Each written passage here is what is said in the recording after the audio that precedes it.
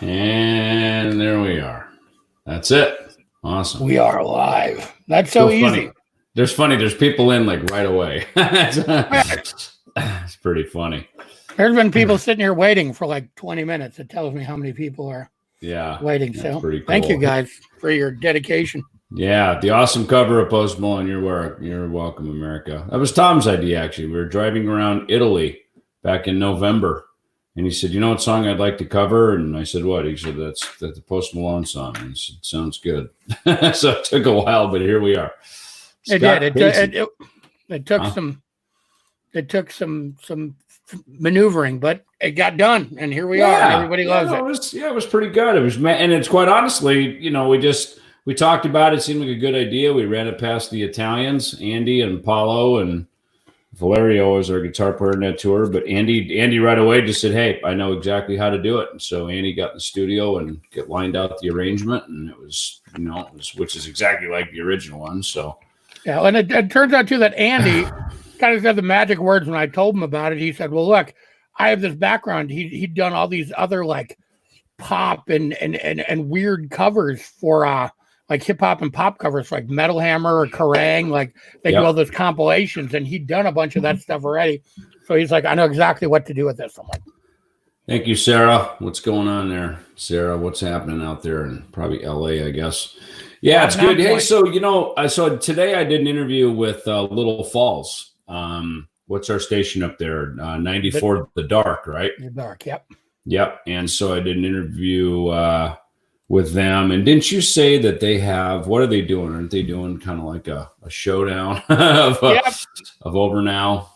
Yep, they have us in their new music of the week. Every week they put a couple new songs in there and people go vote, and the winner gets put in rotation.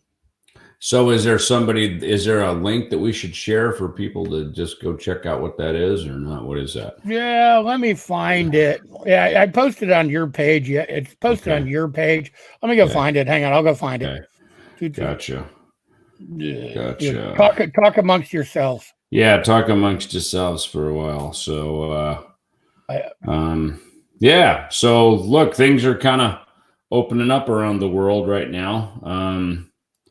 It's interesting. I don't know what it's like for everybody around there, but I tried not to watch too much news. Sarah, we're doing just fine in LA. This is the news. This is the news. It sounds like what we're doing out here in Arizona. I've been actually practicing a bunch. I've been in the studio this week down at the Platinum Underground down in Mesa.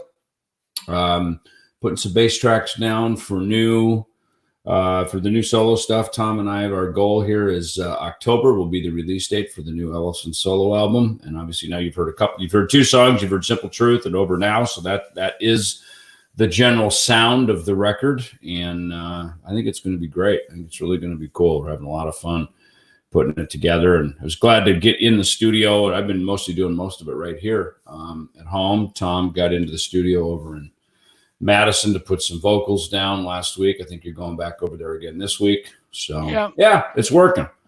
It's working. So working on trying to get in and start cutting some Megadeth tracks, maybe in a couple weeks as well. So I don't know. It's all kind of in motion now that the world's sort of opening up, but it's obviously it's kind of, everything's taken its own stride here. So Northwest Indiana starting to get live, which is good. Let you guys out. You're welcome, Karen. Orange County, nice. How's Orange County? Things are good over there. Dirk lives over there, so see Tom and I talk to Dirk pretty regularly. We do. And so what, you were just with Chris Kale, right? Weren't you just doing some lessons for schools out? Weren't you just doing some stuff for him? I was, and it was fun because, the kid had some technical difficulties for the first 20 minutes. So I just got to sit there and shoot the shit with Kale for a half an hour. So yeah, it was fun, man. I love that guy. We talked about how much he loved you and, how great the Megadeth tour was with Five Finger. And, it's funny. So he kind of told the kid the story of how he got in the band, and it's fun. So I'm basically the one who schedules them and kind of ties everybody into the WebEx, meeting. And, it's fun. So I kind of get to be a fly on the wall and observe all these lessons. And it's really, really fun and really cool to watch. You know, Did he talk or did he teach some bass today? What did he it was do? a little of both, man. It was kind of the kid was a little more of a beginner, and they kind of talked some basic concepts of bass and talked about some players they liked and talked about Victor Wooten and Stu Ham and kind of Nice. hipped the kid to some great. The kid brought up how he kind of is into funk and slap, so kind of brought up Victor Wooten and Stu Ham and some of those guys, and it was fun, man. It was fun, man. And Chris, again, Chris is a big presence, man. He's a lot of energy. He's a ball of energy. He's a good presence. He's just being around him is motivational. That's why when we actually reached out to him about being part of the David Ellefson Youth Music Foundation, part of the Schools Out initiative, he just said, he goes, look, I'm not really much of a bass teacher. I'm a bass player. I'm a performer. But he said, man, I'll even just hang out with kids and just kind of shoot the breeze and just try to be inspiring. I said, dude, that's perfect. Sometimes that's just as important as playing the notes, So yeah, so Tom just posted there, Falls Radio, The Dark FM, and someone just said Kathy Yeomans. Yes, exactly. You can vote once per hour on that. So that's they put up a little shootout. It goes until Monday. It goes until Monday. Yeah. Cool. So you got over the weekend. So over the weekend, today is what, Tuesday, right? So you got all week. You got the whole week ahead of us. So, and some of you saw I posted here. I bought some of. You got Doyle's powder. Oh yeah! As soon as I saw it, I went and I bought it. I think it was like $30 or something. So I made it. Showed up yesterday. I made some. It's chocolate, as he says, chocolate, CHAWKLIT, chocolate. Dude, it's rad. It's really good. It's really, really good stuff. So I actually made mine with oat milk and some ice cubes, and I threw half a banana in it. But dude, it's great. It's super good. It's low calorie, a lot of protein. I got a bunch of this stuff around, and because he and Alyssa are both vegan, so it's 100% soy and gluten free. So yeah, good stuff, man. It was awesome. So you can go to what is it? It's vegan monster protein, I think, right? Isn't that the website? So yeah, definitely go check it out. It's super good stuff. So go support our boy Doyle. That's a good thing. So that's like his version of Ellefson coffee. So he's got his, hey, Rockin' Gelato, what's happening? What's going on? I know, Doyle and Bruce. Yeah. I know, it's good stuff. So that was nice. I don't do protein shakes every day, but once or twice a week I'll do it if I want to just get up and make a quick breakfast, get out the door. Been out riding my bike. So during the day. And Tom, hey, do you have that link? You put up the auction, right? So this bass right here, this exact one is in the auction. Yep. And you will be happy to know, so you can actually see the reflection out into my backyard right there. I actually took this one in the studio and cut a track for the new Ellefson album this week down at the Platinum Underground. So I went in and recorded that bass, and it sounds freaking awesome. So in fact, Joel MacGyver just hit me, and he said that in the new Bass Guitar Magazine UK and Bass Player Magazine are actually doing reviews of that bass. So yeah, that thing is killer. And so now I've got two. I've got the original one that they sent me, which was the sample that I approved, and then we got this one here for the foundation. That's part of the auction, the eBay auction. So that is the one right there that you will be. Which I just posted the link. Otherwise, you can just go to eBay, search for David Ellefson Youth Music Foundation. There's 2 days left. And somebody asked how many Facebook pages I have. I have two. I have my one, Thom Hazaert, my normal one, and then I have my musician page, which has the umlauts. But that's it. Cool. Yeah. The umlauts, just like the logo up in the top over my head right now. Yeah, Aiden, it's a killer bass. Killer bass. I think there might be a small reserve on it, right? Because it is actually a great bass. It's already over the reserve. Yeah. But it's killer. So just so you know, this is the one I've been playing on the stream here, just so you know. So you've been watching me play it, and now it is recorded. It is going to be on the new Ellefson album as well. So that is a groovy one. So, hey, I want to give a shout out to my friends at Strung. So right here, when I have my bass strings, when I've got all my leftover tour bass strings and stuff when I record, we keep them all. And these, like, it's interesting. This is the one from the Metal Allegiance album from my P bass. I label them P bass, March and February. Maybe we should throw that up on an auction. Maybe I shouldn't give that one away. Maybe we should auction those. That'd actually be kind of cool. That was actually from the first Metal Allegiance album, March and February, that recorded at Sibelius, New York, out in Long Island. Look at that. I love that. Reminds you of Blackie Lawless. Yeah, exactly. I agree. I'll take Blackie's that all awesome, day. man. I love Blackie, man. Yeah. One of my biggest, those first few Wasp records. Oh my God. Yeah. All right, Tom, put these up on the auction. Let's do that. That's cool. That's a good one. But these other ones here for Strung, they make these bracelets, which are friggin' awesome. And they actually asked me to be part of a video for Shark Tank. They're going to actually go to, they're applying to Shark Tank to go try to raise $1 million, as Dr. Evil would say, to get some money, which might happen. So should be kind of fun. It was a fun little thing. I helped them out and shot their little video for them. So that's awesome. Awesome. Yeah, cool bracelets. And I don't know where that one is that I have. I like their stuff. They take the strings and they make this really cool little jewelry and bracelets. And cool. They got women's wear, which is very cool, very rock and roll looking. Men's stuff looks cool. Yeah, they're definitely doing good. So any release dates? No, yes. So October is our proposed date for the Ellefson album. Yeah, that's definitive. But obviously, Megadeth, Rust in Peace, 30th anniversary. That's going to be in September. So that's hence the good timing of this bass, which is part of Jackson's 40th anniversary.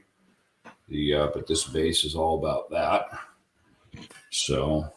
Hey, Dave, do you have any Vocal Zone over there? I need some. I do have some Vocal Zone. I do. I got a few of them here. You need some right now? I do. Can I have one? Can I hand one over to you? Can we try?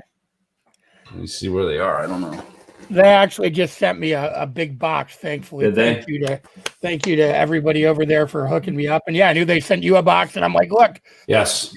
That's great and all, but David's in Arizona. I'm in Wisconsin. We can't share, so you're gonna have to send me exactly. And even with social distancing, we can't go to each other's house. So there you go. I know. Well, I get all the David Ellefson I need right here. So this is it.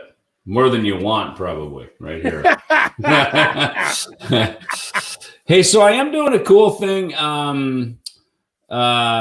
Next week, I'm actually going to do a little Instagram takeover. So it'll be next Friday. What is that? The 22nd, I think. You're taking over everybody. I know. Well, Hoogie reached out to me with SIT strings. And again, been using their strings now for a bunch of years. And where is it? Right there. So all this stuff. So anyway, I'm going to do a little Instagram takeover over there. We'll post something up for that. So they just hit me up today about doing that. Those are kind of fun. Just go live for like half hour and just basically answer questions. I did one for a company, a distributor down in Argentina, Buenos Aires. They distribute Jackson and Harkey stuff, and Diodario and everything down there. So I just did something for them last week, and it's basically just like this. It's fun. So I get to chat with a different group of people, and just like we get to come here and chat with all you guys, which is nice. Yep. So, and Scott, we're working on another Green Bay show in August, but the whole world went. Yeah, everything's kind of just sort of pushed back, right? Is that what's happening, Tom? All that stuff. Yeah.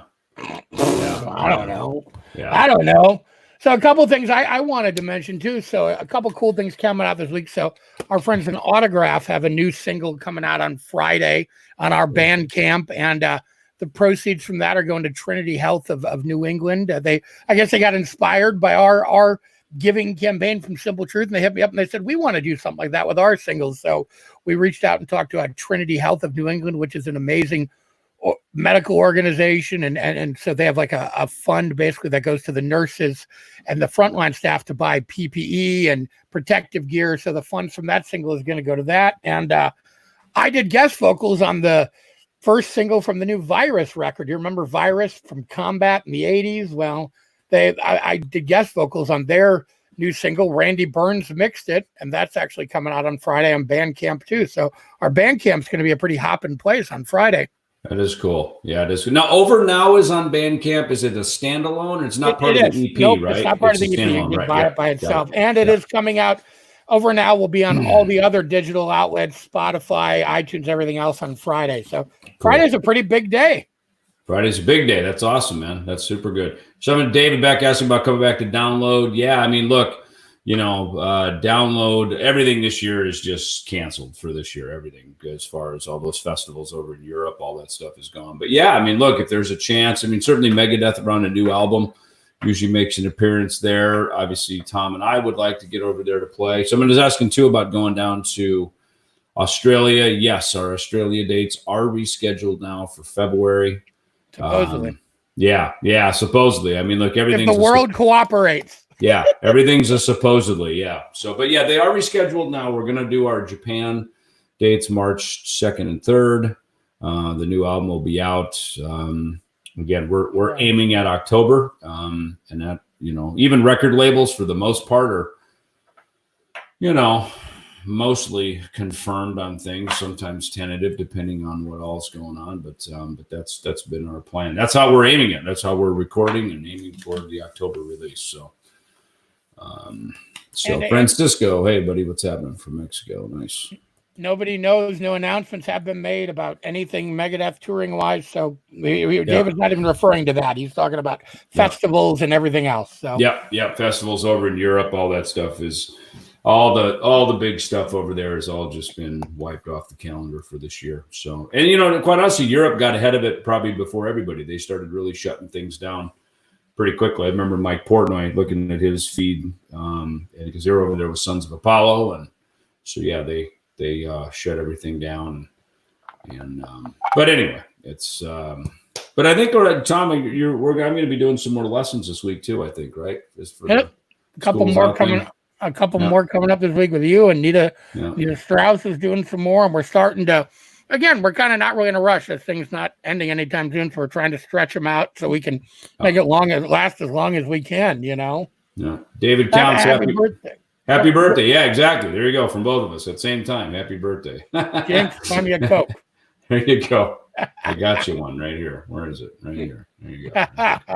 I got you one of these right here. It's so funny. After working at Peavey, and I worked for a short period with a company that they did product integration placement. So I've been watching House of Cards now on Netflix, and every time we see a Coke sitting on the corner, that isn't just a random Coke. That means Coke probably paid to have their freaking product in there. Like I was watching James Bond last week, and of course everything was BMW.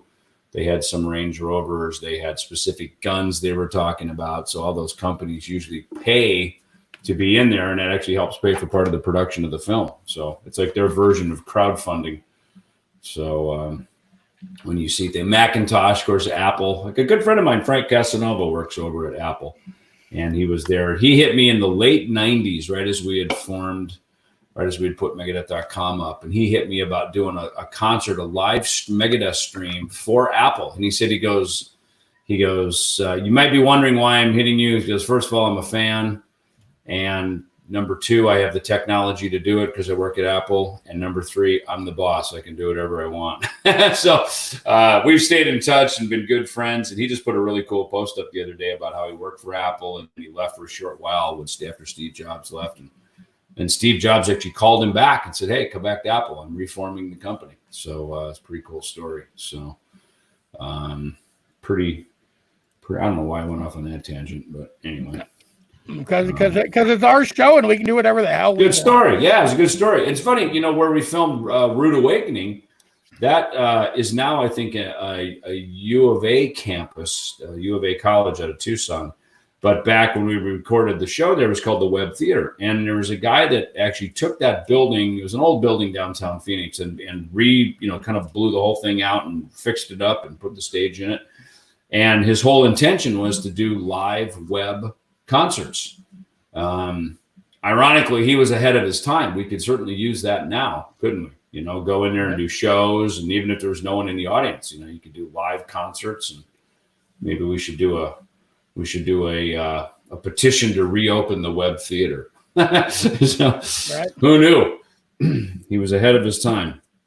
Hey, Robin loves our version of Over Now. Thank you, Robin. Mm-hmm. We are doing some. Well, we already released one of the covers we're doing on our album, and there might be another one that's totally different and in a totally different direction and equally cool, I think. And Brian Simmons, you did too get a shout out. Stop being selfish. I gave you one before. Might have been quiet because David was talking. I couldn't scream over him. But Any chance one of them might be a Kiss cover? Probably not. You know where we do Kiss covers is with me and Frank Bello. When we do Altitudes and Attitude, that's where we do Kiss covers. Yeah, and not that I don't love Kiss, but no, we all love Kiss. But you got to have the right look. You know, it's got to be the right sort of setting, you know, for stuff, and that's definitely the right one. So it really is. Hi, Gloria. Green Goes from Verona. Hey, what's up, Andy? Green goes best Thordo. Now it's a party. Now it's a party. We got Italy on board. So say hello to Andrea Martingelli as he goes by Andy in our camp. So he's the fantastic guitar player you're hearing on Simple Truth on Over Now. He be the man. So God, what is it like? Freaking 2 a.m. over there, right? I know. Like, why is he up? Donnie, didn't you read More Life with Death? How do you not know how that host? You'll have to read the book. We met. I'll give you the short version. We met when David worked at PV and I managed some bands that were PV artists. We reconnected maybe 5 years ago. I was doing a documentary about the Shocker soundtrack for the Blu-ray that came out about 5 years ago. And I interviewed David for that, and we just kind of became friends and started working on some stuff together. And gradually, slowly, now here we are.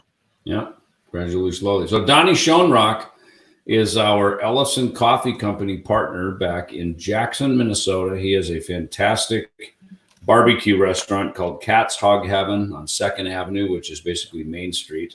So if you go to Jackson, Minnesota, please stop in and see Donnie. His place, Cat's Hog Heaven, is amazing. It's like the spot in town. So Maricela, I agree. Andrea is an awesome guitar player. You know, I met Andy through Kiko. He introduced me to him.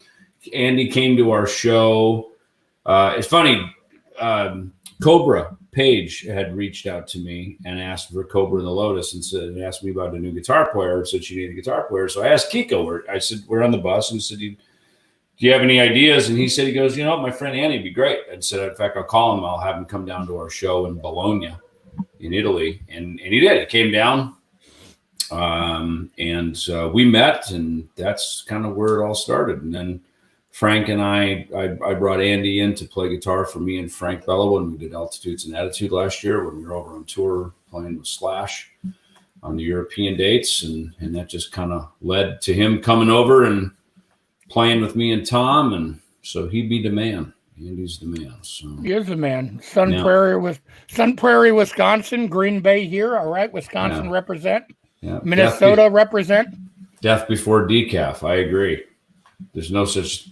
What did Don Jameson say? Decaf coffee is like Injustice for All without bass, right? Isn't that what his joke was when we had him come into to do the grand opening in Jackson? That's so funny. Me and Kale were just talking about Justice and the lack of bass on it. I guess him and Demo and I don't remember who else. A couple of guys are going to do a Metallica quarantine jam. I hope I'm not spilling their beans, but we just spent a half an hour talking about Justice and the lack of bass.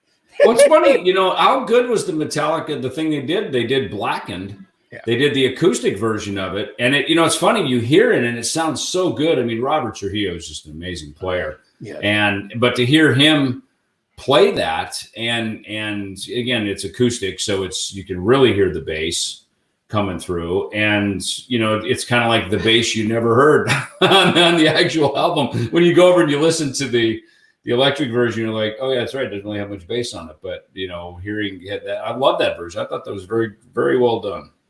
They did a good job on that. So David will sing a song on the album. I will not shred on guitar. No. But David does sing on at least one song on the record, probably. And he did some backup vocals on Simple Truth and some other stuff. But If You Were God's going to be on the record with me and David sharing vocals on that one. Yeah. And live, some of this stuff I sing too, because there's got another little idea for another song with a guest singer on it. And of course, that one I'll end up singing live if we play it. But it's funny. My voice usually sounds better in a less metal setting. Which is one of the reasons I don't sing that much in these really hard full-blown band metal settings because my voice is, if everybody's voice sits different in different surroundings. So my voice usually sounds real good acoustic. Sounds good when the songs aren't quite as bombastic. Tom's better at that. His voice cuts through. So, it's kind of a matter of just finding a place for your voice. So, yeah, there's no Blackie Lawless in you. There is not. There's like, not. Hello. Yeah. All I need is my love machine. Nope, we were just talking about that the other day. That's my life. I live a clean life. So I have a clean voice. I have a clean, direct presence. So everybody's, your voice is kind of indicative, I guess, of who you are. What are you trying to say, Dave? Well, I'm just saying. I'm just talking about me. Oh, geez. The funny Dave, man and the straight man, right? Right. How did you meet? Like, come on, like everybody doesn't know that story already. Dave moved in upstairs from in an apartment in Hollywood and was playing Van Halen really loud at 6 o'clock in the morning. And Dave threw a flower pot down and told him to shut up. And then they became friends, basically. And you know what's funny about that? That was literally in 2 weeks. It'll be 37 years since Dave and I met. So almost 40 years of Megadeth coming up. Crazy. Isn't that amazing? I'm 44. So Megadeth has been a band almost as long as I've been alive. That's funny. I've been playing bass as long as you've been alive. That's awesome. That.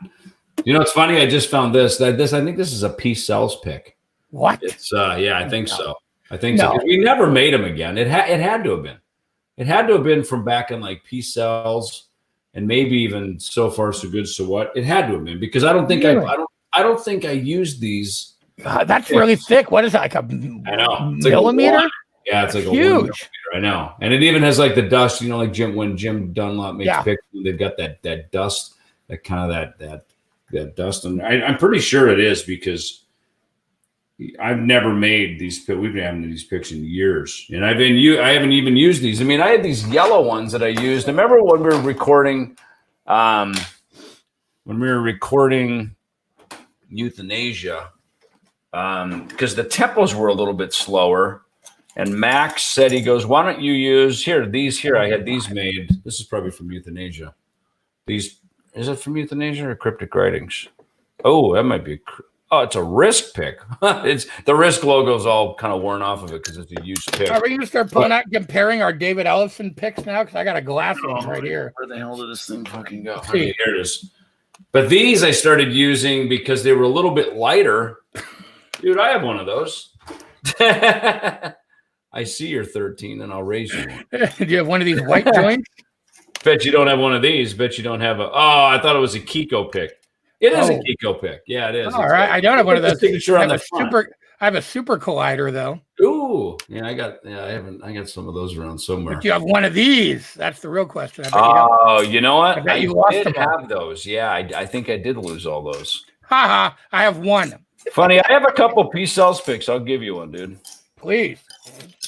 I have two Combat Ellefson Sleeping Giants picks. I'll give you one. I have a Rich Ross pick. Oh yeah, dude! I have these thing on my desk. I love this thing. Eddie Ojeda gave me this. Yeah, those are great, aren't they? I know. I remember with these yellow picks because they're a little. Because with Euthanasia, the tempo basically the same. That's the gauge that Dave uses, so it's one lighter than the one that I use as a bass pick. But I remember for like using like Elysian Fields and for even Reckoning Day. Because there's a little more swing and a little more kind of play in them, they were just kind of easier to groove as opposed to using the heavier pick like this Peace Cells one or something. Like those are great. It's funny. I was actually just practicing some of the new Megadeth stuff today, and there's a couple songs that are, when you're really slamming and you're just freaking shredding, you need the heavier pick because. It's funny. I noticed my arm gets tired because you're actually hitting it harder to get the note to come out, but it's not there because the pick's just flopping, right? So when you've got a thicker pick, it's easier with the heavier picks. Well, it's funny. I used to play guitar in a band and was super detuned. We were in like C lower, and I used those for guitar. I mean, I used 1 millimeter picks Really? for Yeah. guitar. I mean, because I think my E string, my lowest string on my guitar was like a bass D string or something insane. Like my strings were just ridiculously big, and I Was literally it a baritone guitar, or was it no, like it was just a regular. It was Max Cavalera style. I just took the 6 string. And look, it was murder on the guitar. I had to get it set up and adjust the action, but I just took a normal. And this was before baritones even really existed. I mean, this was like in the mid '90s, probably. You know what I mean? Maybe late '90s. Yeah, I just kind of took my own crappy little guitar and just set it up, slopped lower strings on it, adjusted the intonation and the action to kind of be able to tolerate it, and it worked for a while. Well, it's funny when you get those heavier. I know a lot of guitar players, they use heavier picks, which is really interesting because I always thought using a little bit lighter pick would be easier. But some people just use really. It's just a different attack. You know what I mean? It's a little less floppy. I mean, like it just depends what you're trying to do and how thick your strings are, what you're tuned to. I mean, I think that's a lot of the factors. You know. I remember back when I first started playing with the pick as a kid, I used the triangle picks because you could use, and then they would break because they were plastic, So someone was asking about bass solos. I've raid, I think, I don't know. It's funny. We've talked about that. We bring that up from time to time. Hey, you should, Kirk, you should Dirk do a drum solo because Kiko does a couple things. Obviously, Conquer or Die. But it's funny. There's the whole night is a bass solo. The whole show. There's so much stuff, So bye, soul. See you later. There's so many. In fact, Chris Adler brought that up. He said, it must be so great to be a bass player in a band like Megadeth because you've got all these great bass breaks. The beginning of Wake Up Dead, the beginning of The Conjuring, Dawn Patrol, that Peace Sells song. Peace Sells. When we get around to it, at the end of the night. So. Well, hey, and that crossed over into our band too, because you have a lot of cool bass breaks in our band too. I mean, it's great. That whole song is a bass break. Yeah. In fact, in our band, we can kind of do a bunch of other stuff just because of the melodic nature of it and the different, different drummers. It's just a different setting. There is some room to break open. I posted some of that stuff on Instagram that I'd done in South America with Feel Your Pain and If You Were God and some of that stuff, which is obviously stuff that I sing on. But, with Feel Your Pain, it's nice. I can actually kind of shred and actually play some solos and do some stuff like that. Just because the intro of the song, because it starts with a bass lick, I can actually noodle around a little bit and play some solo stuff there before we get into it. Dawn Patrol is good enough for you. Okay, good enough. There you go. Then Dawn Patrol it is. There's the bass solo. So, all right. So what are you doing tonight there, Thomas? You got... I'm sitting at my desk working. That's the same thing I do every night, Pinky. Try and take over the world. Yep. Nice. What are you doing? Let me guess. You're going to watch House of Cards. I am. I'm going to, I think my daughter and her boyfriend's having a birthday party. So she's making a cake. And so we're going to kind of do that. It's been nice to kind of like be in here working, do stuff. And then at a certain point, sort of sign off and say, all right, the workday's done, close the door. Yeah. That's exactly what I do every day of my life, except that point never comes when I say shut off and go, okay, it's over. That's it. That's like 6 a.m. Pretty much. I've been making myself, man. I go and I play video games. I watch. I kind of have to. I mean, again, normally under normal circumstances, I sit at this desk 24 hours a day, and I'm kind of slowly like I can't do that, especially now because it's like I used to be able to go out once a week or whatever, and now I can't even do that. So it's like I gotta, it's important for your mental health to step away, and it really is, Yeah. It sure is. Yeah, it sure is. And that's what I do. I mean, I just get out, get away. I always, I eat dinner and then I always go take a bike ride, It's, what is it like after lunch, nap a while, after dinner, walk a mile. So I try to, I do none of that. Don't you? Yeah.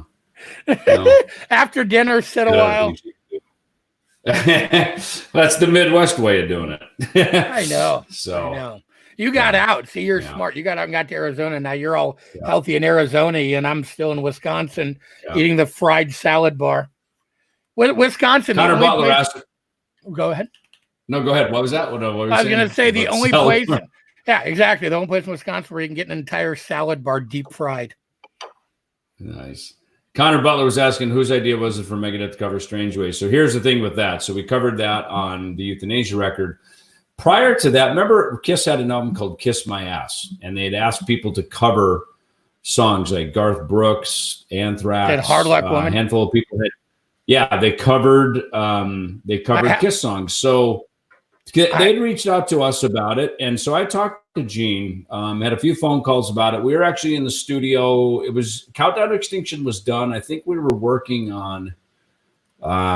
It was during Countdown, that kind of during that cycle. We were working on something else. I don't know if it was maybe mixing Angry Again. Might have been kind of right in that area, and because we were in the studio working on stuff. So I was talking to Gene, and he just said, he goes, look, they could be demos, they could be little 8-tracks. It doesn't even have to be anything big production. He said, well, kind of the way we're doing things now kind of is on that level, what we're doing. And it didn't end up working for us to do it. Dave wanted to do an Ace Frehley song, just because for him, that was kind of the guy that wrote sort of the cool songs that he liked. So we did it. So that's why we did it. We didn't end up doing it for Kiss My Ass, but we ended up doing it during the Euthanasia sessions. And so that's the backstory of Strange Ways. And guess what? Right around that time, Drex did Paranoid, I think. Not Paranoid, Parasite, remember, right? Yep. Yeah. Dude, everybody did great Kiss covers. I remember when I actually have Kiss My Ass on vinyl downstairs, and it's still great, man. I just listened to it. I just listened to it a couple months ago, and I forgot how great it was, man. Yeah. And the Anthrax always brats, cheese, and beer. Yeah, now you're talking Midwest. You're talking some real Wisconsin stuff right there, right? You know what? Frank was telling me a story. Like they were in the studio, and Gene and Paul were actually in the control room. They were doing a song, and he said they were like doing the Gene and Paul, like their voices back and forth. And I said, God, you guys. Frank's got great stories, man. But we just did the interview with Hard Drive with Lou Brutus the other day. He was, he always reminds me, like he and Charlie and another high school friend, they used to go stalk Kiss all over the city. Like they'd go try to have Kiss sightings. This is back in the 70s, when no one knew what they looked like. They'd go to the Bill of Coin management office and wait for them. And they'd always sort of get a lashing, like, boys, this is business. Stay away from the office, Isn't that funny? No, but apparently it's Nick Uchiha's birthday. We already gave him his birthday present. I don't think we need to give him any more. Happy birthday, Nick. Yeah, happy birthday, brother. Jason Gould. Jason. Hey, buddy. Somebody asked about us covering God of Thunder, which was actually on the Mega Cruise. We did a big Kiss jam, and we actually did. I got to sing it with Chuck Billy, and it was fucking amazing. Yeah, wasn't it? Everybody loved the Kiss Jam on the Mega Cruise, and it's it's so funny the way that came about. I was tasked with doing some kind of a jam because at that point, we knew Megadeth wasn't going to be performing in the boat, so we're coming up with other ideas. And I said, look, I love doing those things. It's kind of basically what Metal Allegiance is.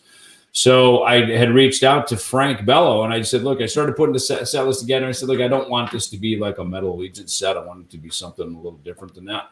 And it was actually Frank's idea. He goes, well, dude, you can always play Kiss songs. Everybody loves Kiss songs. He's like, you know what, dude, that's a great idea. So right away, Frank and, of course, his uncle, Charlie Benante from Anthrax, those two guys jumped in right away, and just we started putting the set list together, and I started kind of pulling the people together to jam on it. And so, yeah, it was cool. That was a super, super cool, fun, one of the good highlights from the cruise. For sure. It was awesome, man. I got to sing with Chuck Billy and Doro. Like, come on, how do you top that? Yeah. Like, pretty crazy. That's pretty cool. Yeah, it was, that's good. Yeah, thank you, Karen. Yep, I'm a huge Kiss fan. Everything is 6 degrees of separation from Kiss. In fact, hang on.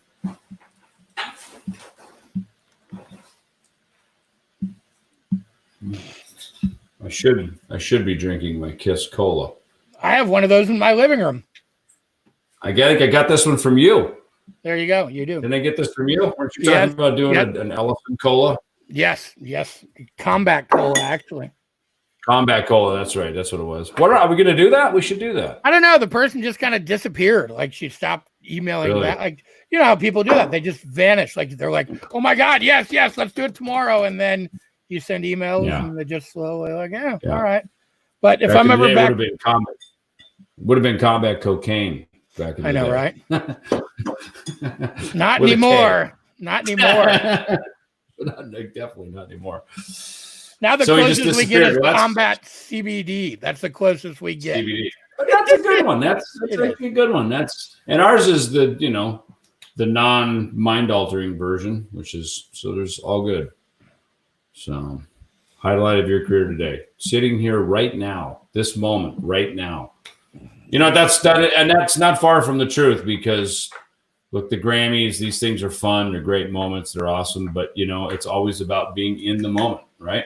Combat cold cuts. I like it, Jason. Combat cold cuts. When my combat cold cuts show up, that'll be the next highlight. Yes, we do have CBD available from California Finest. No. Yep, and the Kiss Cola is from Rocket Fizz. They have a bunch of stores in LA. They have one in downtown Indianapolis. There's a bunch all over the place. We have to go to rocketfizz.com, and that's where the Kiss Cola is. I'm going to give them a shout out. Right. I'm going to give them a shout out, even though they didn't return my emails about doing a cola. Give them a shout out. Yep, exactly. I agree. It's super good. Right. Because until then, I'm going to drink this Diet Coke until I can get my Kiss Cola. And I'm going to drink this Monster Energy. I'm actually, funny thing is, it's actually gone. I'm not even drinking it. It's just product placement. And I'm too lazy to go over to the giant Monster refrigerator right there and get another one. So I'm just going to sit here and pretend like.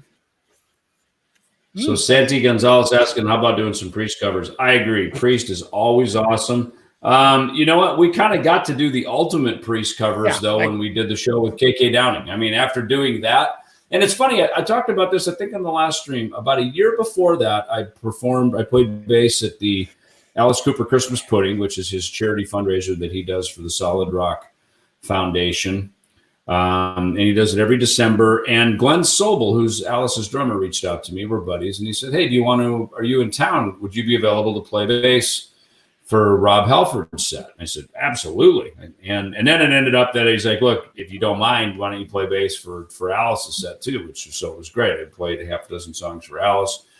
Played, I forgot what he played, Living After Midnight, probably Breaking the Law, a couple of things. So with Rob and Richie Faulkner was there. And Nita Strauss, she played second guitar. And then we played some other stuff. Slash came up and jammed, which was fun because we hadn't played together in many, many years. So that was fun to jam with him again. So, but then just last year in November 2019, we did our big show over at KK Steel Mill. And as KK called it, the Mega Priest set, where I did our Ellefson solo set. And then we went up and then I did the whole set of Priest stuff with KK. Tom came up at the end. We did the big all-star jam. That was a super fun night. And that basically, was the impetus to form KK's Priest, which he's now doing. So that was cool. It was nice. We always knew KK had more gas in the tank. Yeah. Marty Friedman's hair was like a mushroom cloud.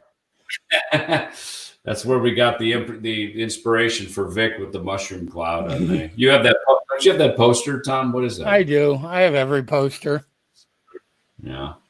Nita's awesome. She is kick ass, man. She just did such a great job doing those lessons the last couple of days. It's so cool. So, awesome. All righty. Well, look, I'm going to go out in the backyard and we take our cats out. Our cats, because it's cool enough outside. Our indoor cats. That's another room of the house now. Dave's got to go walk. Dave's got to go walk his cat. Walk the cat, yeah. The cats are like, wait a minute, there's birds out there and like lizards and snakes and fun things. Like, we want to go out in that room of the house, so we're gonna go take them out there. So, all right, y'all hang out, have fun. Like I said, go check out this bass on the auction. There's only 2 days left, and all those proceeds go to the David Ellefson Youth Music Foundation. And go check out Over Now on Bandcamp. And actually, we found out this week that Over Now is going to be played on hard drive this weekend too, which is pretty fucking awesome. So cool. Right? And we'll have these strings. Tom will put these up. I'll keep reminding him because we'll probably forget. So, and like I said, these strings actually were on my Fender P bass and recorded the first Metal Allegiance album. So Those were those strings. That's the history there. So anyway, the nice uncle you never had. Thanks, Lioness. All Thanks, right, thanks, Uncle. Thanks, Uncle David. Hey, why not? That's. Oh, and don't forget to go pick up your Doyle Vegan Monster Protein. There you go. Yeah, nice. We're both representing. Exactly.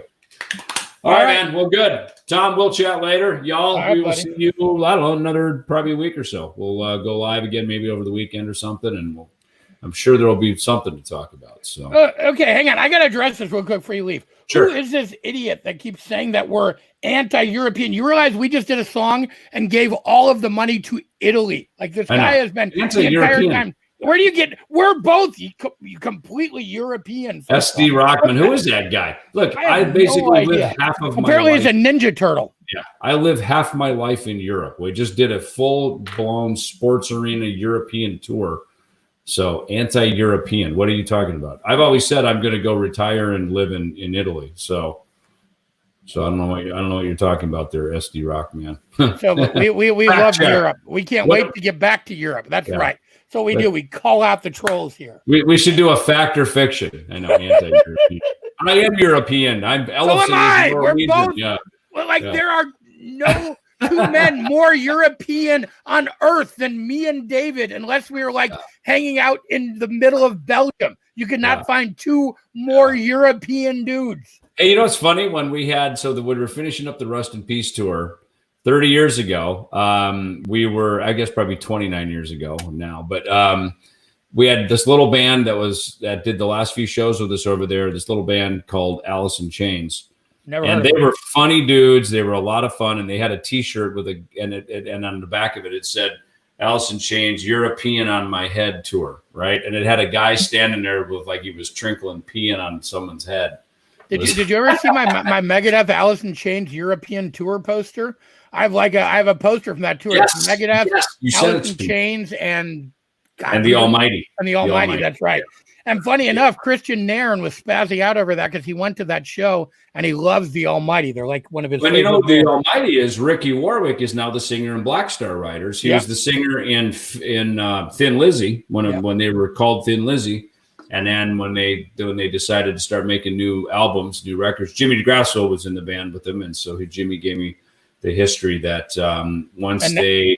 it was Scott Gorham and then the drummer Brian Downey, and then I guess Brian was going to kind of sit out for a bit, so that's when Jimmy started playing drums with them, and that's when they changed their name to Black Star Riders. So and then he left, and now my friend Chad plays drums for them. Now Chad plays drums. Yep, exactly. Yeah. So that's Ricky Warwick. That was his band, the Almighty. They were on tour with us all the time with the same agent, and so they were always on tour with us. And his wife was the hostess of MTV's Headbangers Ball over in Europe. She was like the Ricky Rackman. So love it when Tom calls out the trolls. I agree, Karen. Should make it's actually really, I don't even know if you ever heard this, but I actually did an AC/DC cover with Phil Collins from Def Leppard 10 years ago. We just did it for fun. And it was so cool. I mean, he's so talented. It's unbelievable. You know what I want to do? I want to do like a punk rock allegiance or something. Right? We're a happy family. Yeah, Mom and Daddy. Portnoy did Daddy likes men. It was great. He did such a great job on it, and he sang and played on all the instruments. I was like, dude, that's a great idea. We should do one of those. Just do some Clash and Ramones, things that are popular. Dead Kennedys, some Circle Jerks. Yeah, not stuff that's too random that no one knows, but kind of like cool punk. You mean you don't want to cover the Crucifix? I mean, All